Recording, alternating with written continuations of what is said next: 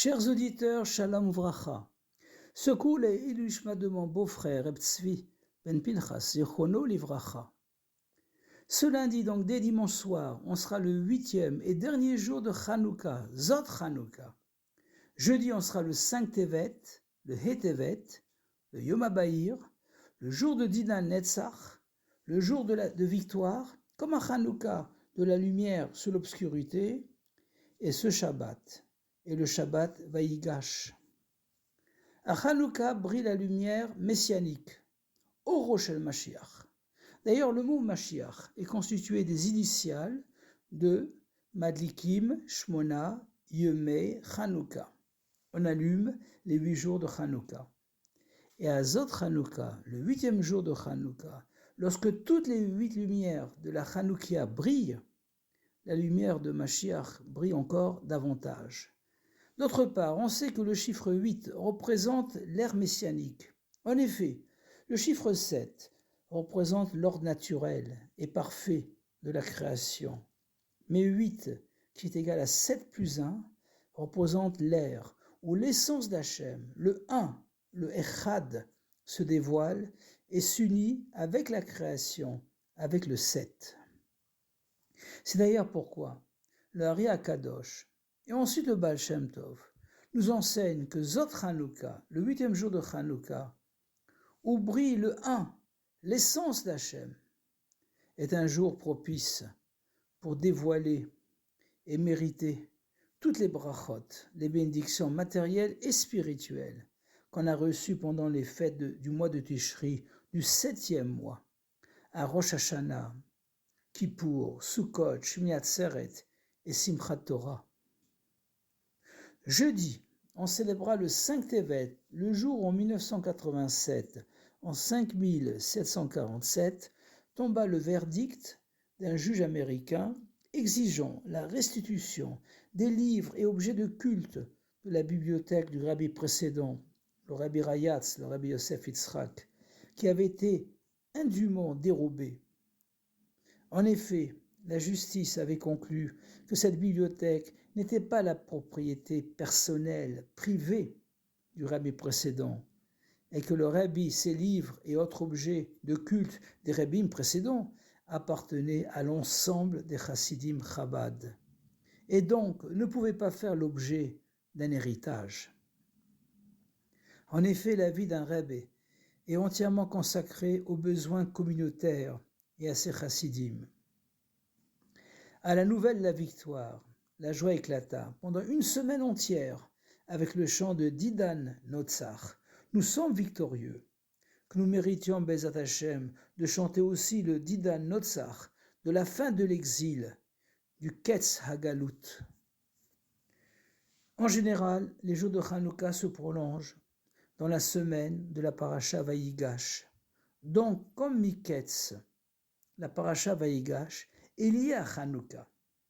En effet, la Parasha Vaïgash a 106 versets, 106 man et Yohalel Kel, qui signifie « il aura Dieu ». Or, on sait que Chanukah est la seule fête pendant laquelle on récite tous les 8 jours le Hallel entier, complet, comme il est écrit dans la Gemara Shabbat 21a, que les 8 jours de Chanukah ont été instaurés, les Hodot ou les Hallel, pour exprimer notre reconnaissance et louer Hachem pour le miracle de Chanukah. Contrairement aux autres fêtes, le Hallel à Chanukah n'est pas un ajout d'Avar Nosaf, mais il y a un lien intrinsèque entre le Hallel et Chanukah.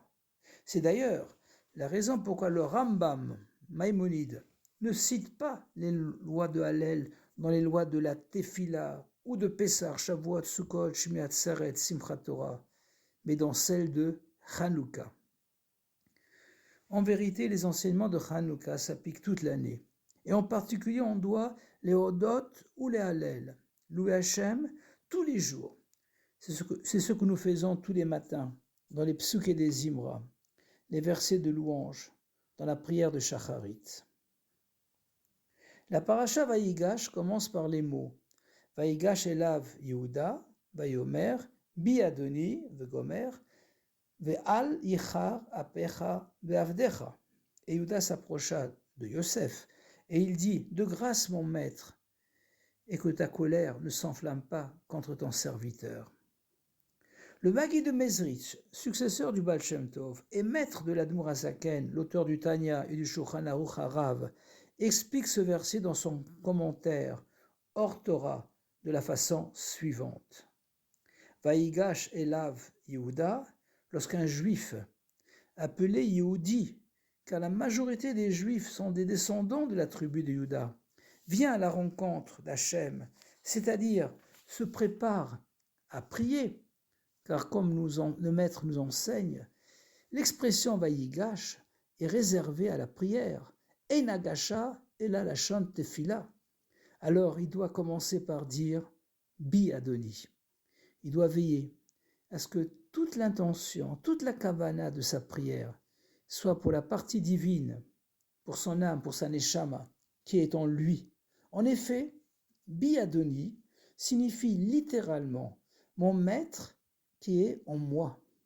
C'est pour cette parcelle divine en lui qu'il adresse ses prières, ses demandes.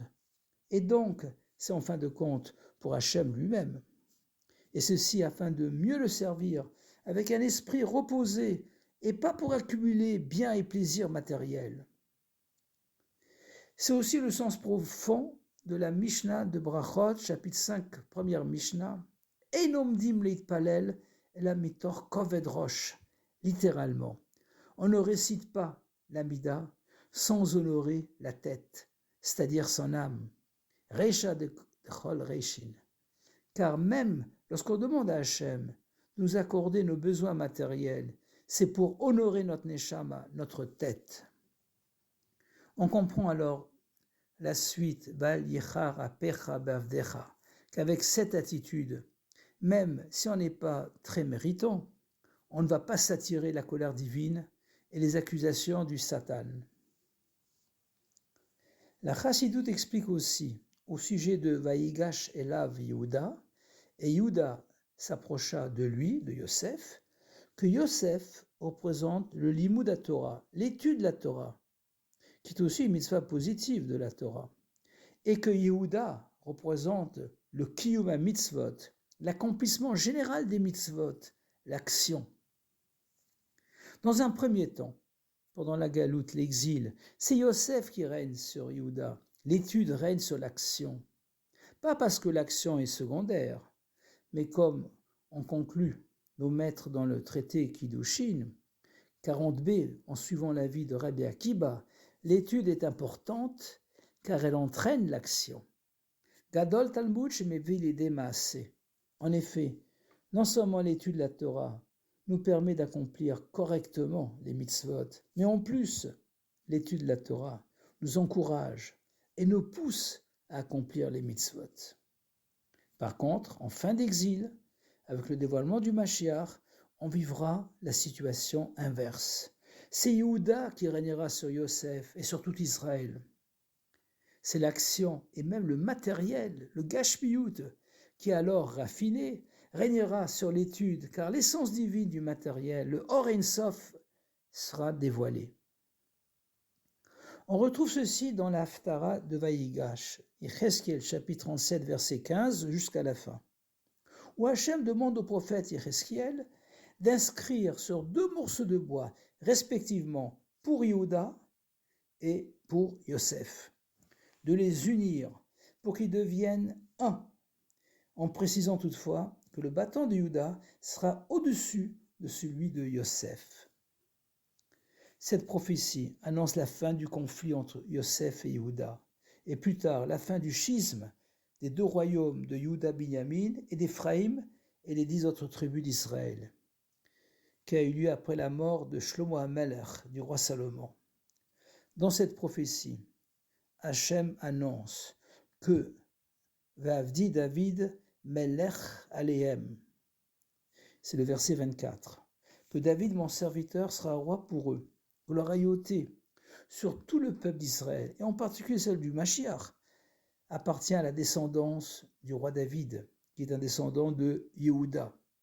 Puissions-nous mériter toutes les brachot de cette Haftara, la réunification de tout le peuple d'Israël sur la terre de nos ancêtres, la terre d'Israël, en particulier en cette année de Hakhel, de rassemblement des bénis Israël, ainsi que le renouvellement de l'alliance éternelle avec Hachem.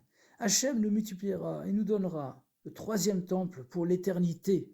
Hachem sera notre Dieu et nous serons son peuple, et les nations sauront alors qu'Hachem sanctifie Israël. Alors se réalisera David Avdi Nassi Lahem Leolam, c'est le verset 25, et David, mon serviteur, sera votre prince pour l'éternité, avec le dévoilement du Rabbi Melech HaMashiach, Techef u'miad mamash, Yechi Adoneinu Moreinu veRabbeinu Melech HaMashiach Yolam Vaed, Chanukah Sameach, Dida Netzach Sameach, Shabbat Shalom, Agut et Shabbos, et à bientôt dans le troisième Beit HaMikdash.